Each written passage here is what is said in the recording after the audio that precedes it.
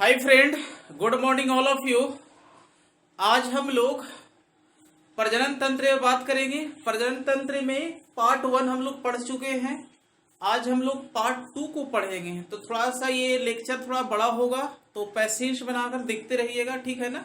जो बच्चा या बच्ची पार्ट 1 को नहीं देखे हैं, पहले जाकर प्ले लिस्ट में उसको देख लीजिए तो ज्यादा समझ में आएगा, ठीक है ना। जिसमें हम लोग मेल रिप्रोडक्टिव सिस्टम को पढ़ चुके हैं, आज फीमेल रिप्रोडक्टिव सिस्टम को पढ़ेंगे, ठीक है ना।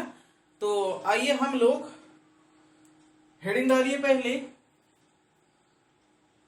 मादा प्रजनन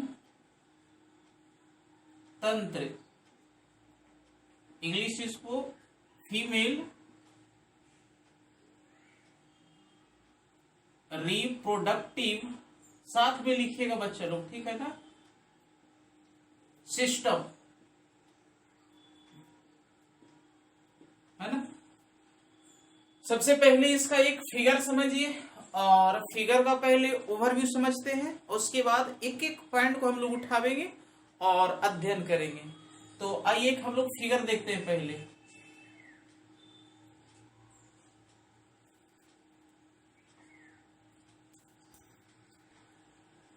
इसको ऐसा कीजिए, आप लोग अच्छा से फिगर को नोट कर लीजिए, ठीक है ना, और बना लीजिए साथ में, ठीक है।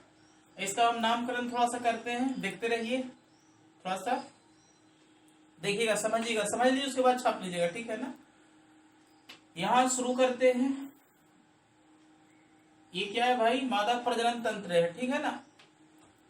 इसको लिखिएगा योनि, वजाइना,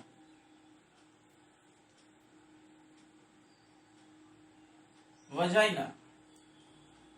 इसके बाद ये देखिएगा, ये इसको लिखेंगे बच्चादानी, बच्चादानी,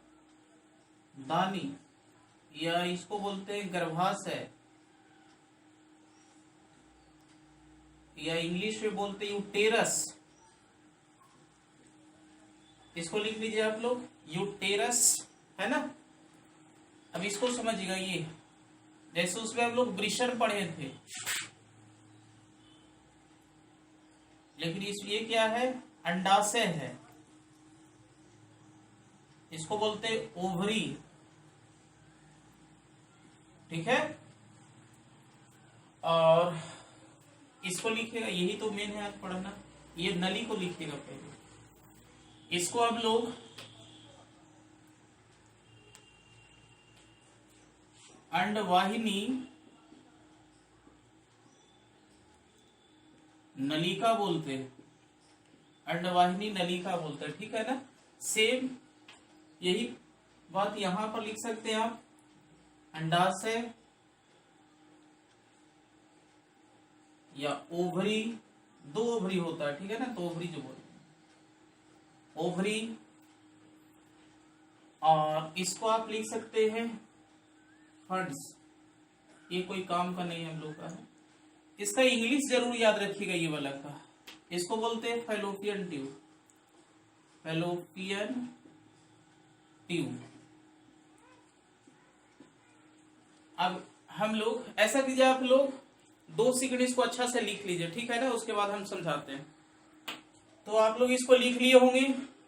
एक बार हम लोग ऐसा करते हैं कि इसका पूरा ओवरव्यू समझते हैं थोड़ा थोड़ा, ठीक है ना।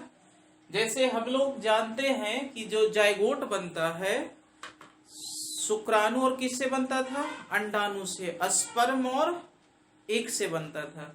तो हम लोग पिछले क्लास में जैसे देखे थे कि स्पर्म कैसे कैसे निकलता है, कहां से कहां होता है, ठीक है ना। तो आज हम लोग ओवरव्यू इसको समझेंगे कि एग कहां उत्पन्न होता है और कैसे से कैसे ट्रांसफर होता है। समझिए इसको, देखिए ये अंडाशय देख रहे हैं, ये अंडाशय देख रहे हैं ना, गौर कीजिएगा इसको, अंडाशय है ना, या ओवरी बोलते हैं, ठीक है ना। तो इसी ओवरी में अंडाणु बनता है। अब अंडाशय है तो इसी ओवरी में क्या बनता है? अंडाणु बनता है, जिसको एग बोलते हैं, ओवम बोलते हैं, ठीक है ना। अब ये अंडाणु यहां पर बना है ना, और इसी में इससे दो प्रकार का हार्मोन भी रिलीज होता है। एक होता है एस्ट्रोजन और एक होता है प्रोजेस्टेरॉन, है ना। ये दोनों के पढ़ेंगे क्या क्या होता है। एस्ट्रोजन जो है, जैसे ही एस्ट्रोजन का स्राव शुरू हो जाता है तो बच्ची में आवाज चेंज हो जाता है, कुछ परिवर्तन आ जाता है। और प्रोजेस्टेरॉन जब उत्पत्ति होता है तो हम बोल सकते हैं मासिक जो चक्र होता है वो शुरू हो जाता है, ठीक है। अब यहां पर उत्पन्न हो गया एक, यहां पर उत्पन्न होता है क्या, एक उत्पन्न होता है, ठीक है। अब ये एक जो है से ट्रांसफर कहां पर हो जाता है, फिर ये वाला पार्ट में, यहां पर, ठीक है ना, मतलब अंड वाहिनी में हो जाता है, ठीक है। अब अंड वाहिनी से होते हुए देखिए ऐसे, देख रहे ना, ये अंड वाहिनी में यहां पर संचित रहता है, ठीक है ना। यहीं पर आप बोल सकते हैं कि जायगोट का जो फॉर्मेशन होता है, फॉर्मेशन जो होता है से कहां पर होता है, अंड वाहिनी में होता है। इधर से स्पर्म आता है, यहां से मिल जाता है, ठीक है ना, और यहां पर जायगोट बनता है। यही जायगोट धीरे धीरे धीरे धीरे ट्रांसफर होकर फिर कहाँ जाता है, बच्चा दानी में आ जाता है, और फिर क्या हो जाता है, बच्चा क्या हो जाता है, पैदा हो जाता है। तो हम लोग ऐसा करते हैं कि यहां से पढ़ते हैं और पॉइंट क्लियर हो जाएगा, तृतीय ओवरव्यू था, ठीक है ना। तो आप लोग ऐसा कीजिए, हेडिंग डालिए ओवरीज, है ना, हेडिंग डालिएगा अंडाशय या ओवरी, अंडाशय या ओवरी। ओवरी में सबसे पहले हम लोग क्या लिखेंगे, इसका संख्या कितना होता है, तो 2 होता है। जैसे हम लोग वृषण देखे थे, टेस्टिस सेम वही है ना, लेकिन थोड़ा सा इसमें आप लिख सकते हैं कि संख्या कितना होता है। इसमें लिखिए एक जोड़ा, एक जोड़ा मीन्स कितना, 2, मतलब इसका संख्या 2 होता है। दूसरी बात, इसका हम लोग लेंथ, ब्रेथ और मोटाई समझेंगे, हाइट समझेंगे। तो 4 गुना 2.5 गुना 1.5 सेंटीमीटर होता है, ठीक है ना। ये तो बड़ी कम प्रश्न पूछता है। और दूसरी बात यहां पर लिख सकते हैं,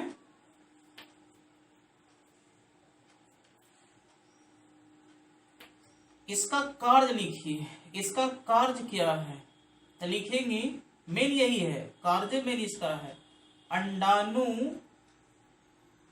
की, अंडाणु का निर्माण करना। थोड़ा लाइन कट गई थी, समझिएगा। इसका कार्य क्या है बाबू लोग, अंडाणु का निर्माण करना, ठीक है। अब इसमें बताए कि 2 प्रकार का हार्मोन रिलीज होता है, इसमें से हार्मोन का स्राव होता है। ये 2 प्रकार का हार्मोन इससे निकलता है, ठीक है ना। एक होता है एस्ट्रोजन, एस्ट्रोजन, और एक होता है प्रोजेस्टेरॉन। अब ये दोनों को हम लोग थोड़ा थोड़ा समझ लेते हैं, ठीक है ना। एस्ट्रोजन क्या है और प्रोजेस्टेरॉन क्या है, ठीक है ना। इसको नोट करिए हम लोग, इसको हटाते हैं थोड़ा।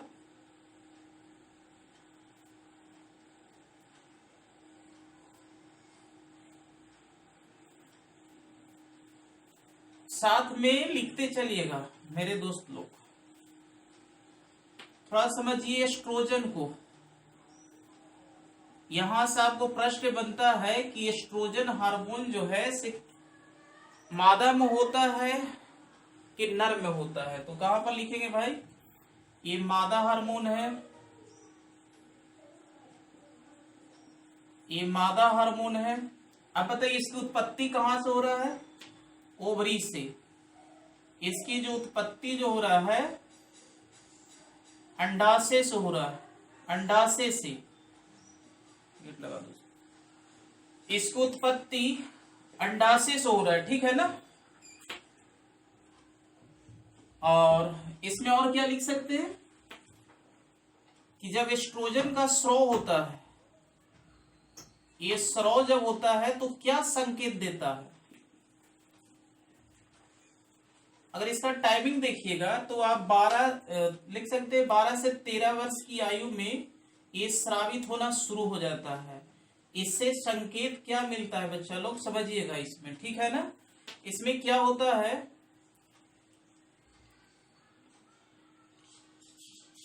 यहां पर लिख सकते हैं महिला में या लड़की में ब्रेस्ट, वजाइना, यूटेरस, यूटेरस और क्या लिख सकते हैं, fallopian tube, fallopian tube, tube का विकास होता है। यहां पर लिख लीजिए विकास हो जाता है, डेवलप कर जाता है, विकास होता है। और साथ ही लड़की का जो है से आवाज क्या हो जाता है, चेंज हो जाता है। जैसे हम लोग पढ़े थे वृषण से एक स्रावित होता था कौन हार्मोन बताइए आप लोग, एड्रोजन। तो वो जब स्रावित होने लगता है तो लड़का में बताए थे कि आवाज चेंज हो जाता है, मुंह छाना शुरू हो जाता है, ठीक है ना। और भी होता है, समझ रहे हैं बात को। तो महिला में क्या होता है भाई, ये सब जितना अंग देख रहे हैं सब डेवलप होना शुरू हो जाता है, ठीक है ना। अब इसके बाद हम लोग प्रोजेस्टेरोन को समझेंगे, इसको लिख लिए होंगे, प्रोजेस्टेरोन को समझेंगे हम लोग। दूसरा हार्मोन प्रोजेस्टेरोन को समझते हैं।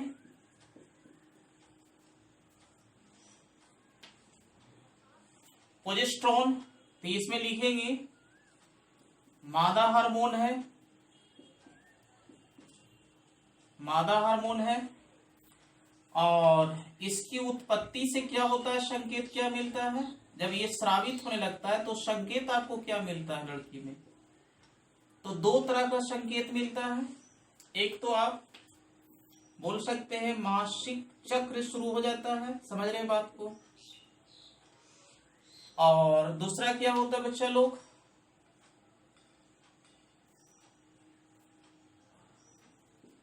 गर्भ धारण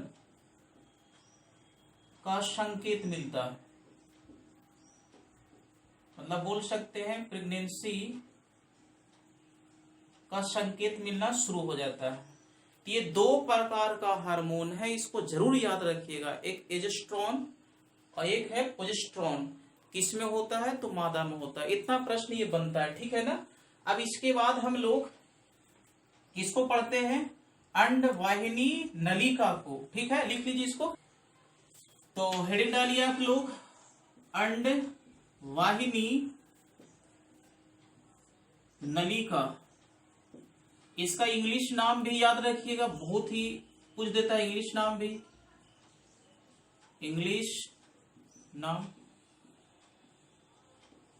इसको बोलते हैं फैलोपियन ट्यूब, लिख दीजिए इसको फैलोपियन ट्यूब। अब यहां से आप बताइए, अब यहां पर समझिएगा, देखिए यहां इधर देखिए, इधर यहां पर अंगुली की तरह ऐसे रचना है कि ना, ऐसे ऐसे, तो ऐसे ऐसे कोशिका निकल रहती है, ऐसे ऐसे ऐसे, इसी में आकर एक जो है चिपक जाता है, ठीक है ना, यहीं पर स्टोर हो जाता है। तो यहां पर क्या लिख सकते हैं कि इसमें, इसको फिब्री बोलते हैं, ठीक है ना, फिब्री कोशिका पाई जाती है। इसी कोशिका में यहां से एक बना था अंडाशय में, यहां पर आके चिपक जाता है। इसी कोशिका में एक क्या हो जाता है, चिपक जाता है, चिपक जाता है, समझ रहे होंगे बात को।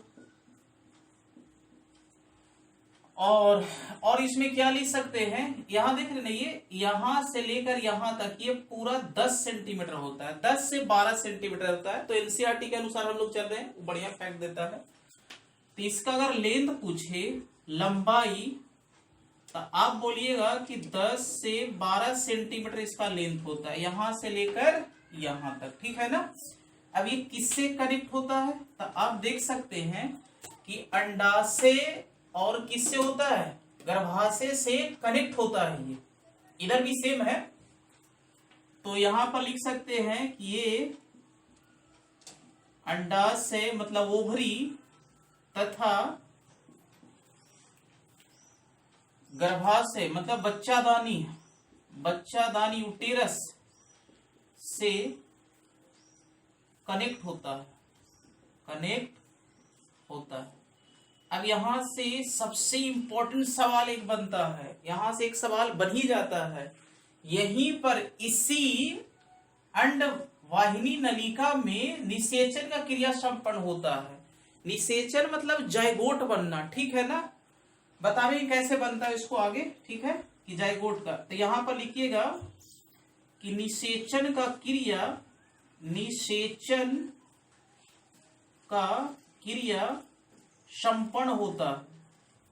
बहुत बार ये प्रश्न पूछा है कि निषेचन कहां पर होता है, तो कहां पर बोलेंगे, फैलोपियन ट्यूब में बोलेंगे, ठीक है ना। निषेचन मतलब ये मत समझिएगा सेक्स की क्रिया यहां पर होता है, ठीक है ना, तो यहां पर होता है, ठीक है। इसको बतावेंगे जायगोट बनना, ठीक है ना, जहां पर अंडाणु और शुक्राणु आपस में मिलते हैं तो जो बनता है ना मटेरियल, उसको बोलते हैं क्या, जायगोट। वही क्रिया कहलाता है निषेचन। तो निषेचन का जो कार्यक्रम होता है यहां पर होता है। जब यहाँ पर जायगोट बन जाता है सीधे ऐसे ट्रांसफर होकर कहां पर आ जाता है, यहां पर आ जाता है। तो आप लोग अंड वाहिनी नलिका में इतना पॉइंट को याद रखिएगा। इसमें भी सबसे इंपॉर्टेंट क्या है, ये है। इसका थोड़ा सा कार्य देख लीजिए। ये तो निषेचन का क्रिया संपन्न करता है, ठीक है, यहां पर होता है। कार्य देख रहे थे ना, कार्य में लिखिएगा, क्या लिख सकते हैं कि जो एक को गर्भाशय तक यहां तक लाने का काम कौन करता है, फैलोपियन ट्यूब करता है ना। तो यहां पर लिखिए अंडाणु को गर्भाशय तक लाना किसका काम है, ये अंड वाहिनी नलिका का है, फैलोपियन ट्यूब का है, ठीक है ना। अब इसके बाद हम लोग, अच्छा इसमें और हम लिख दिए थे ना, निषेचन क्रिया यहाँ पर संपन्न होता है और जायगोट बनता है यहीं पर, ठीक है ना।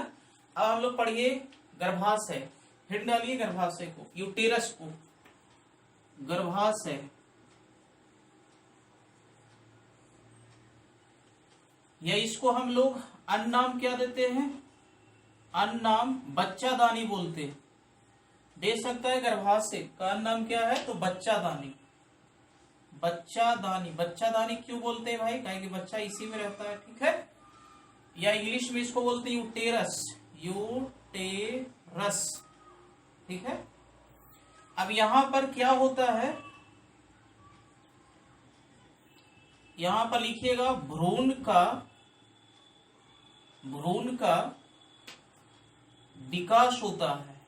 मतलब यहां पर भ्रूण पूरा बन जाता है। भ्रूण मतलब समझ रहे हैं ना, भ्रूण के बाद सीधे बच्चा में कन्वर्ट हो जाता है।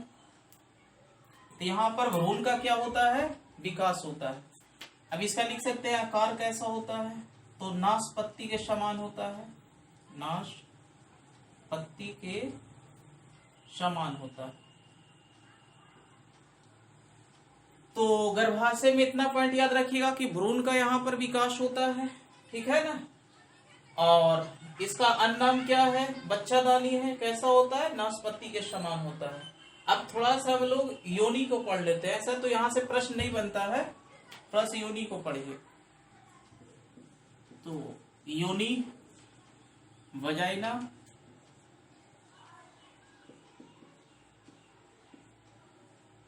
सबसे पहले इसका लेंथ समझिए कितना लंबा होता है, 7.5 सेंटीमीटर। अब इसका काम क्या है, बस काम याद रखिए, ज्यादा इसमें इंपॉर्टेंट नहीं है। काज लिखेंगे, सीमेन को कल बताए थे क्या होता है, वेरी को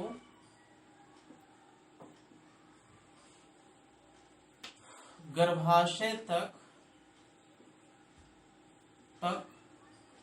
लाने का काम करता है, लाने का कार्य करता है, ठीक है ना। अब यहाँ पर गर्भाशय तक आ गया ऐसे, मान लीजिए यहाँ पर आपका सीमेन आया हुआ, मतलब शुक्राणु यहाँ पर आ गया ऐसे, और सीधे कन्वर्ट ऐसे ऐसे होते होते कहाँ पर आते हैं भाई, इधर भी चलते हैं, ठीक है ना। अब यहीं पर मान लीजिए यहाँ पर आया, यहीं पर जाइगोट बन जाता है। जब जाइगोट यहाँ पर बन जाता है तो फिर ट्रांसफर होकर कहाँ पर आ जाता है, यहाँ पर भ्रूण आ जाता है, ठीक है ना। और भ्रूण का यहीं पर क्या होता है, डेवलप होता है। तो इस तरह से हम लोग 4-5 अंक को पढ़े, ठीक है ना। यूटेरस, इसमें याद रखिएगा कि यहाँ पर भ्रूण का डेवलप होता है। अंडाशय क्या है बताइए मेरे साथ, अंडाशय है जो अंडाणु को उत्पन्न करता है, ठीक है ना। इसमें 2 हार्मोन रिलीज होता है, एक एस्ट्रोजन और एक प्रोजेस्टेरोन। और दूसरा बात, फैलोपियन ट्यूब में निषेचन का क्रिया होता है। फैलोपियन ट्यूब में क्या होता है, निषेचन। इसका कार्य क्या है, तो यहां से लेकर यहां तक। आइए कुछ और इसमें बेसिक चीज बचा हुआ है, जैसे मासिक चक्र क्या होता है उसके बारे में थोड़ा सा पढ़ेंगे। और एक नसबंदी पढ़े होंगे शायद कि पुरुषों में भी होता है महिलाओं में होता है, तो उसको थोड़ा सा पढ़ लेंगे। निषेचन पढ़ लेंगे, जाइगोट पढ़ लेंगे, और ये चैप्टर फिनिश हो जाएगा। थोड़ा सा देखिए आप लोग, मासिक चक्र है ना। अब इसका अन्य नाम याद रखिएगा, एक अन्य नाम ऋतु स्राव चक्र। अब देखिएगा मासिक चक्र का जो साइकिल है इसे कितना दिन तक चलता है, टाइमिंग कितना दिनों तक मतलब चलता है, ठीक है ना। तो ये 28 दिन तक चलता है, ठीक है ना। किसी किसी में 31 से 35 दिन तक भी चलते रहता है, लेकिन हम लोग जनरली कितना लेते हैं, 28 दिन, ठीक है ना। अब इसमें क्या होता है, ये शुरुआत कब से होता है, शुरुआत ये 13 से 14 वर्ष की एज से ये शुरू हो जाता है, ठीक है ना। और लास्ट कब करता है, लास्ट वाला भी याद रखिएगा, अंतिम। ये आपको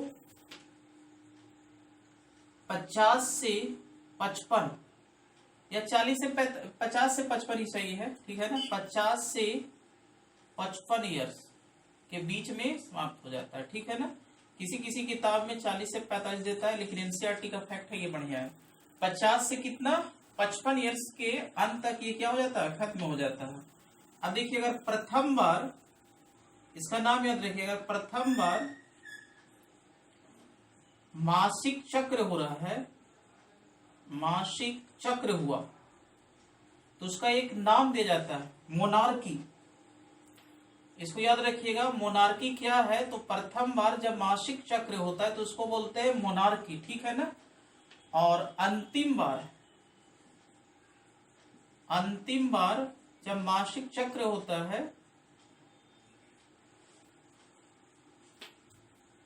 पनोज बोलते हैं, पनोज। ये दोनों को याद रखिएगा। अब थोड़ा समझ लीजिए कि मासिक चक्र में होता है तो क्या होता है। ऐसे तो आप लोग डिटेल पढ़ सकते हैं, लेकिन थोड़ा सा समझ लीजिए। जैसे देखिए क्या होता है, 3 से 4 दिन, मतलब 3 से 4 दिन क्या होता है, सबसे पहले यहां पर रक्त का स्राव होता है, ठीक है ना। और रक्त के जब स्राव होता है तो यहां पर अनफर्टिलाइज एग उत्पन्न होते, यहां पर एग बनते। 3 से 4 दिन ऐसे चलते रहता है, ठीक है ना। अब 3 से 4 दिन के बाद दूसरा फेज स्टार्ट होता है, 7 से 8 दिन के बाद। दूसरा फेज को बोलते हैं फैलोपियन फेज, फैलोपियन फेज। अब इसके बाद क्या होता है, अगर मान लीजिए अभी इस स्थिति में अगर 14वां या 15वां दिन अगर ऐसे चल रहा है, ठीक है, 14-15 दिन हो गया। अगर इस समय 14 या 15वां दिन क्या हो जाए, अगर स्पर्म मिल जाए, अगर क्या मिल जाए, इसमें स्पर्म मिल जाए, तो यहां पर प्रेगनेंसी हो सकता है, गर्भधारण का मतलब संकेत मिल सकता है। ऐसा ही साइकिल ये चलते रहता है, ठीक है ना। तो इसको विशेष रूप से आप लोग जान ही रहे हैं। इसमें कुछ आप लोग इतना याद रखिएगा, ये 28 दिन का होता है, शुरुआत इतना से इतना होता है, ठीक है ना। अंतिम बार इतना होता है, प्रथम बार इसको मोनार्की बोलते हैं और अंतिम बार को ओनोज बोलते हैं, ठीक है ना। अब इसके बाद हम लोग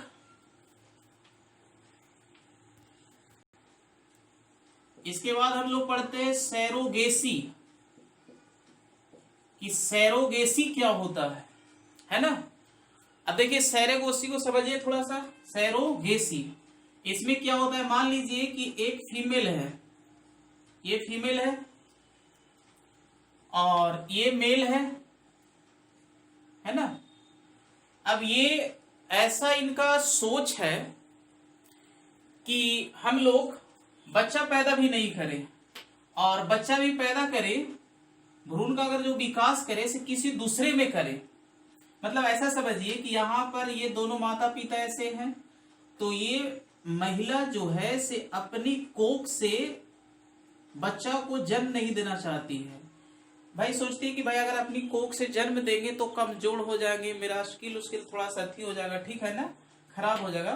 तो ऐसी स्थिति में क्या किया जाता है, मान लीजिए एक तीसरा पर्सन को खोजा जाता है, एक तीसरे फीमेल को खोजा जाता है।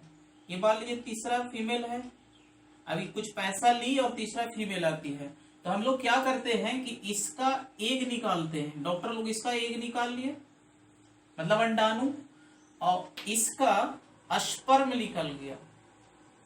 ये दोनों का ये एग हो गया, ये स्पर्म, ये दोनों का एग और स्पर्म ये तीसरे महिला में ट्रांसफर कर दिया जाता है। और ट्रांसफर भी कहां पर होगा, यहां पर होगा, ठीक है ना। जैसे ही ये ट्रांसफर हो जाता है तो ये महिला क्या हो जाती है, प्रेग्नेंट हो जाती है भाई। और 9 मंथ के बाद क्या हो जाता है, बच्चा हो जाता है। ऐसी स्थिति में महिला को खूब पैसा भी मिलता है, भाई जन्म दी तो पैसा भी मिलेगा। और लेकिन इस बच्चा का जो माता पिता होगा से कौन होगा, ये दोनों होंगे, काहे कि इसका एग और स्पर्म उनका है। ये महिला कभी नहीं बोल सकती है कि मेरा बच्चा है। क्यों नहीं बोल सकती, काहे कि एग और स्पर्म किसका है, उसका है। लेकिन भारत में अभी ये बंद है। भारत में बंद इसलिए है कि कुछ इस पर विवाद छिड़ गया था। होता क्या था कि जैसे विदेशी लोग आते थे यहाँ भारत में, जैसे 2 कपल यहाँ पर आए और कोई महिला को चुन लिए जो ऐसा काम करती है, ठीक है ना, और उसमें ट्रांसफर हो जाता था, है ना, और बच्चा भी पैदा हो गया। अब बाई चांस मान लीजिए कि बच्चा एक वो जरूरत था, उस कपल को एक बच्चा जरूरत था, अब 2 बच्चा पैदा हो गया तो दिक्कत था। भाई की जो ठेकेदारी जो हुआ था से कितना पर हुआ था कि एक बच्चा हमको मिलना चाहिए। अब यहाँ पर 2 बच्चा अगर ऐसा पैदा हो जाता है तो दिक्कत हो जाता है, वो विदेशी लोग नहीं ले पाते हैं, तो महिला जो है से क्या हो जाएगी, दिक्कत में फंस जाएगी। ये मामला बहुत ही चला भारत में। फिर इसके बाद भारत सरकार इस पर रोक लगा दिया है कि जो भी कपल सैरोगेसी करना चाहते हैं वे अपने रिलेशन में ही करेंगे, मतलब कि जो चिन्ह पहचान के होंगे और जिनसे हम लोग 10-15 साल से उनको हम जान रहे हैं, उनमें सैरोगेसी करवाया जाएगा, ठीक है ना। ऐसे से क्या होगा, मान लो 2 बच्चा हुआ, 3 हुआ तो उसको तो रखना ही पड़ेगा। लेकिन अगर मान लीजिए कि बाहरी आदमी से अगर आप कराते हैं, बिना चिन्ह पहचान से पैसा दे के करवाते हैं तो दिक्कत हो जाता है। तो ये जो क्रिया कहलाता है इसे क्या कहलाता है, सैरोगेसी कहलाता है, कि मेल और फीमेल का एग और स्पर्म किसी तीसरे में डालकर बच्चा पैदा करना ही क्या कहलाता है, सैरोगेसी कहलाता है। अब इसके बाद हम लोग आइए हम लोग नसबंदी समझ लेते हैं। पुरुषों में कैसा होता है और महिला में कैसा होता है, नाम सुने होंगे, ठीक है ना। तो ये 2 प्रकार का होता है, एक महिला नसबंदी और पुरुष में पुरुष नसबंदी। अब इसका डायरेक्ट आपको पूछता है कि पुरुष नसबंदी को क्या कहते हैं और महिला को क्या कहते हैं, थोड़ा सा समझ भी लेंगे। इसका ऐसे नाम याद रखिएगा, वेक्सेक्टोमी, वेक्सेक्टोमी, ठीक है ना, वेक्सेक्टोमी, ये पुरुष नसबंदी का नाम है, ठीक है ना। और इसमें बोलते हैं ट्यूबेक्टोमी, ट्यूबेक्टोमी,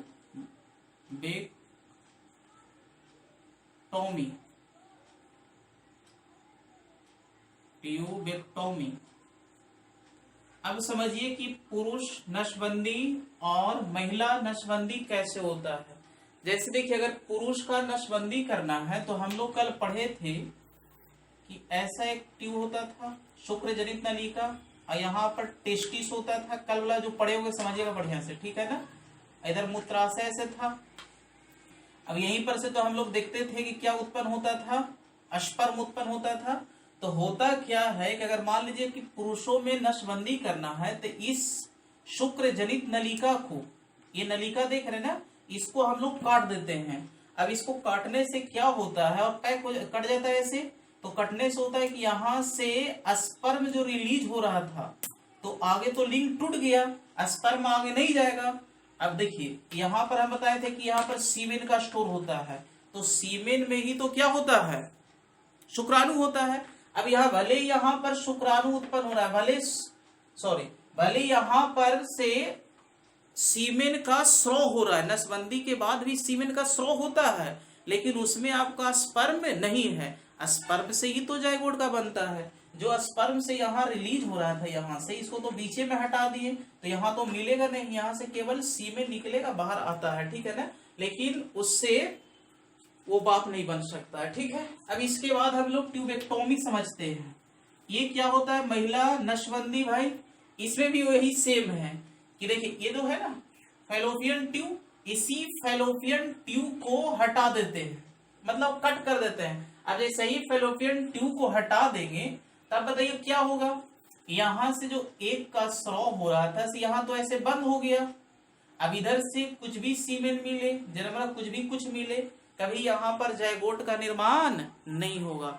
तो आप लोग बस इसमें इतना ही याद रखिएगा, वेक्सोक्टोमी और ये ट्यूबेक्टोमी, ये दोनों पूछता है कि पुरुष नसबंदी क्या कहलाता है और महिला नसबंदी क्या कहलाता है। आइए कुछ पॉइंट और को समझते हैं, ठीक है ना, नोट कर लीजिए। इसके बाद हम लोग गर्भधारण करने की अनुकूल दशा समझेंगे। अनुकूल दशा मतलब गर्भधारण कब होगा, ठीक है ना, प्रेगनेंसी कब होगा, ठीक है। तो इसमें 3 पॉइंट समझिएगा। पहला कि जो ये फैलोपियन ट्यूब जो है, अंडवाहिनी नलिका जो है, इसमें सूजन ना हो, कटा फटा ना हो, तब गर्भधारण करने के अनुकूल दशा पाया जाता है। अगर इसमें सूजन आ जाएगा तो सीमेन मिल रहा है, जो भी मिल रहा है नहीं होगा, ठीक है ना। तो पहले लिख सकते हैं कि फैलोपियन ट्यूब में सूजन ना हो। और दूसरा में क्या लिख सकते हैं कि सीमेन में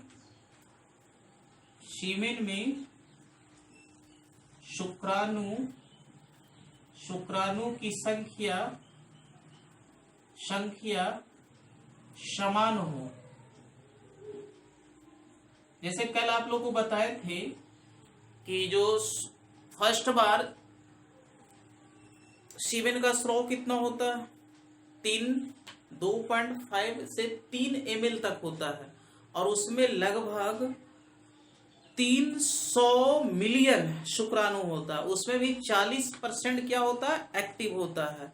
तो मतलब कि सीमेन में कम से कम शुक्राणु उतना हो जितना कि गर्भधारण करने के अनुकूल दशा मिल जाए। तीसरा, अगर आप मासिक चक्र के दौरान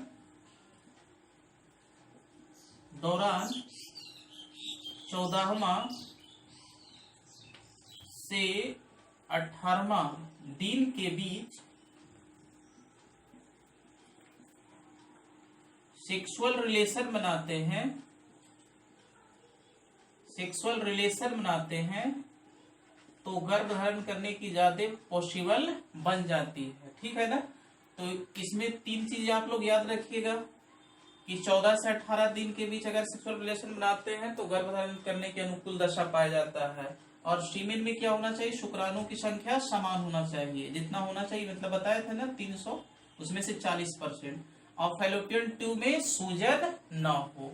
अब इसके बाद एक पॉइंट और बचा हुआ, उसको भी पढ़ लीजिए, है ना। आइए उसको लिखते हैं हम लोग। प्रजनन की प्रमुख विधि।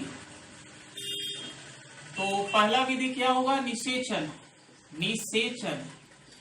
बच्चा लोग थोड़ा सा निषेचन को बढ़िया से समझ लीजिए। निषेचन मतलब क्या होता है? इसका मतलब सेक्स नहीं होता है, ठीक है ना। इसमें क्या होता है कि अंडाणु तथा शुक्राणु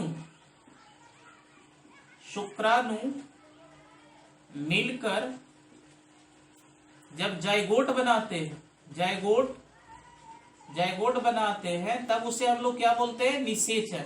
जैसे यहाँ पर जो क्रिया होता है फैलोपियन ट्यूब में निषेचन का क्रिया होता है, काहे कि जाइगोट कहाँ पर बनता है? यहाँ पर बनता है। जब ये जाइगोट बन गया, मान लीजिए कि ये जाइगोट बन गया, ये आपका जाइगोट है यहाँ पर, ये वाला मान लीजिए हम यहाँ पर लेकर आ गए, ये जाइगोट बन गया। अब इसके 10 सप्ताह बाद भ्रूण डेवलप हो जाता है, थोड़ा सा बड़ा ये हो जाता है, इसको बोलते हैं भ्रूण, ठीक है ना। और इसके बाद और बढ़ता है, मान लीजिए 6ठा से 7वां माह तक क्या हो जाता है कि भ्रूण में सब चीज डेवलप शुरू हो जाता है। जैसे उसका मुख बनना शुरू हो जाता है, टेस्टिस बनना शुरू हो जाता है, लगभग सारी प्रक्रिया क्या हो जाता है? बन जाता है। समझ रहे हैं बात को। अब इसके बाद हम लोग निषेचन हो गया, और इसके बाद आप क्या देखिए, लगभग टॉपिक समाप्ति बराबर है, और इसमें तो कुछ बचा नहीं है, कुछ पॉइंट को ऐसे ही सुन लीजिए। अब यहाँ से एक सवाल आप लोग को देता है कि जो बच्चादानी में है, मतलब कि भ्रूण अवस्था में है, उसका पोषण कहाँ से मिलता है? तो एक याद रखिएगा, जरायु एक कोशिका होता है यहाँ पर, इसी कोशिका से बच्चा को क्या मिलता है? पोषण मिलता है, न्यूट्रिशन मिलता है उसी से। अब इतना आप अगर पूरा याद रखते हैं तो कंपटीशन लेवल में बहुत ही ज्यादा है। अब इससे देखिए, सुन लीजिए इसमें कौन कौन प्रश्न आता है। पहला आएगा कि निषेचन का क्रिया कहाँ पर होता है, तो क्या देंगे आंसर? फैलोपियन ट्यूब, ठीक है। दूसरा जो प्रश्न बन सकता है कि एक की उत्पत्ति कहाँ पर होता है, तो अंडाशय से, ठीक है ना। और तीसरा क्या बन सकता है? एजेस्ट्रॉन और प्रोजेस्टेरोन को नर हार्मोन है कि मादा हार्मोन है, तो कौन हार्मोन है? मादा हार्मोन है। और इसको रिवीजन करते रहिएगा, मासिक चक्र इतना दिन का होता है, ठीक है ना। इस तरह से ये मादा प्रजनन तंत्र क्या हो गया बच्चा लोग? कंप्लीट हो गया, ठीक है। तो इसको आप लोग देखते रहिए और इसको ज्यादा से ज्यादा शेयर कीजिएगा। कुछ बच्चे लोग शेयर किए हैं, ठीक है ना, तो आप लोग थोड़ा सा मेहनत कीजिए, कम से कम 5 व्यक्ति को, हर जो व्यक्ति देख रहा है 5 व्यक्ति को इस चैनल से जोड़े, ठीक है। Thank you for watching. Revision करते रहिए, पढ़ते रहिए इस लॉकडाउन।